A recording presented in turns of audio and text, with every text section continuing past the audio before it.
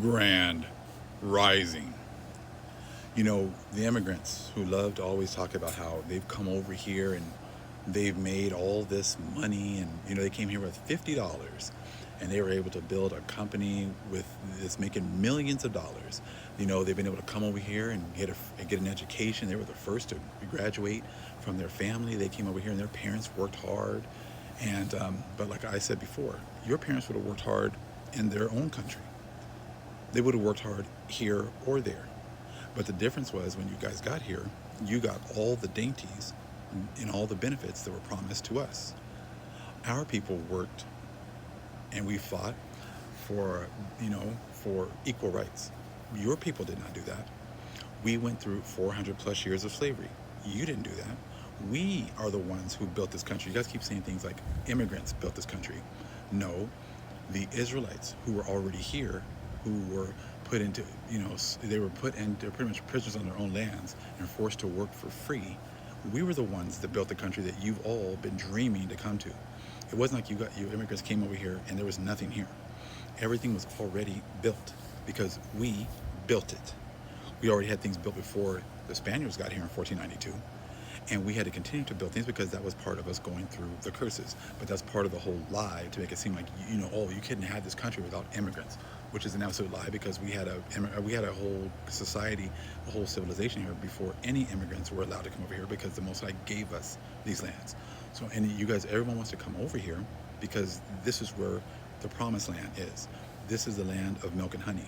This is the land that this is the land where you could have worked hard on your own lands and got nothing, but you came here and you worked hard and you got the American dream. It's really the Atlantean dream.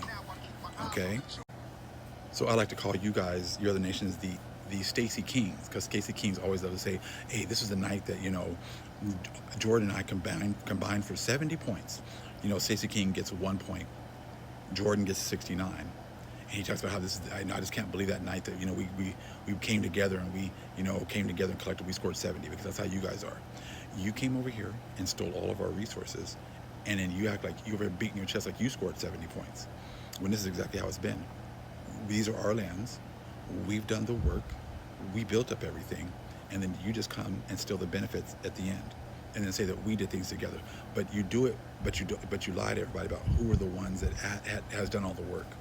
You don't acknowledge the ones who went through all of the civil rights times, fought for civil rights, and then in 1965 they just opened up for all of you guys to come, and they just Most High opened up for you to come so He can build up a testimony for you, and now the testimony is here, and now and it's amazing. The more I think about it now, it's like for all these people to come over here from all these other nations, who came over here illegally, who did not deserve any of these benefits they got, to then on top of all that look down on us, to be racist against us, to act like we're nothing, to act like we're less than nothing, to not acknowledge the work that we did, to not acknowledge the fight that we had to, to go through in order for you to even be here.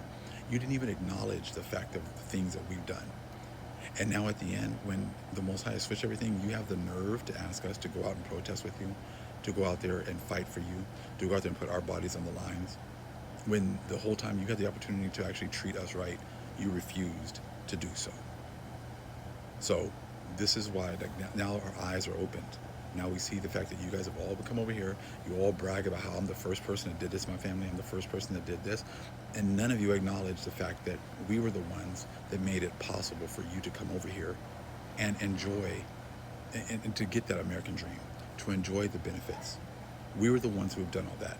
And even till today, in 2025, in July of 2025, you still refuse to acknowledge what we did for you, how we paved the way for you to enjoy the Atlantean dream, because you came to Atlantis, our lands, and you were able to enjoy. And even to today, all the way until now, this is still a testimony that's being written for you. And so I was going to say, what did you do for my people? Go and read and really look and read about the parable of the sheep and the goats, and you're going to see Yahushua tells you, what did you do for my people? Because what you did to them, you did to me. And even in 2025, you still today can't admit who we are and what we've done and whose lands you came and have benefited on. But very soon it's going to be to the point where you're not even going to have the opportunity to, to say you're sorry, to admit who we are, because the Most High has given you that time, and that time is quickly closing.